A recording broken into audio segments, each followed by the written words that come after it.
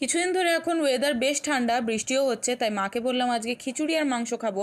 তাই মা রান্না করতে লাগলো। আর এদিকে আজকে আমি আমার মাসোয়ারার টাকাটা পেয়ে গেছি। তারপর আমি বের করে নিলাম ফ্রিজ থেকে কিছুটা পরিমাণ বরফ। এখানে বাটির মধ্যে কেন জমিয়েছি জানো, যাতে আমার আইস রোলারের দরকার না হয়, এটাকে আমি ডাইরেক্টলি ইউজ করতে পারবো ফেসের জন্য। আর বরফটা একদম ক্রিস্টাল ক্লিয়ার হয়েছিল, কারণ জলটাকে ফুটিয়ে তারপরে আমি সেটাকে বরফ করতে দিয়েছি। আর মুখটাও বেশ গ্লো করছিল। বিকেল বেলায় দেখি আমাদের আম গাছের প্রায় আম শেষ হয়ে এসছে, মানে যত আম ছিল সবই তো পেরে নেওয়া হয়েছে। আর এই এক দুটো এরকম লালচে হয়ে এসেছে। আর ওয়েদারও কিন্তু বিকেলে সেমই ছিল বলতে গেলে। আমি আর আমার বান্ধবী মিলে ঠিক করলাম যে একটু বাইরে বেরোনো যাক, কারণ এইরকম ওয়েদার বেরোতে বেশ ভালো লাগে, গরমে তো কোথাও বেরোনো হয় না। আর এখানে আমি আমাদের বিশ্বভারতীর ক্যাম্পাসের মধ্যে চলে এসেছি। এই দিকগুলোতে পুরোই এখন ফাঁকা, কারণ এখন একদমই ছুটি পড়ে গেছে। যে কটা ডিপার্টমেন্ট বাকি ছিল সবারই এখন ছুটি পড়ে গেছে, তাই কাউকেই সেরকম দেখা যাচ্ছে না। তারপর যখন আসছিলাম তখন দেখলাম যে মাঠে এক দুজন এসেছে খেলা করতে। তারপর আমরা চলে এলাম একটু কাঁসাহারাতে কিছুক্ষণ বসে টাইম স্পেন্ড করার পর চলে এলাম আমরা খেতে।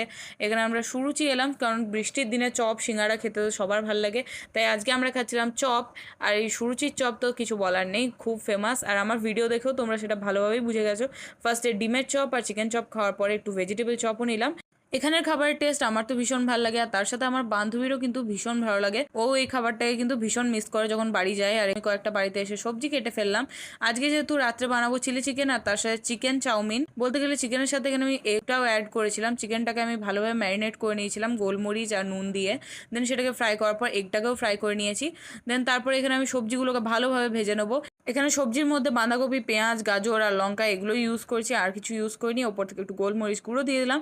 তারপর চাউমিন দিয়ে বেসিক সস দিয়ে আর একটু নুন দিয়ে ভালোভাবে ভেজে নেওয়ার পর আমার চাউমিনটা রেডি হয়ে গেছিলো, যেটা খেতে খুবই টেস্টি হয়। আর তার সাথে চিলি চিকেনটাও কিন্তু খুব সফট হয়েছিল। এগুলোর রেসিপিও তোমাদের না হয় একদিন শেয়ার করেই দেবো। যাই হোক, দেখা হবে আবার কাল একটা নতুন ভিডিওর সাথে। Good bye, stay tuned.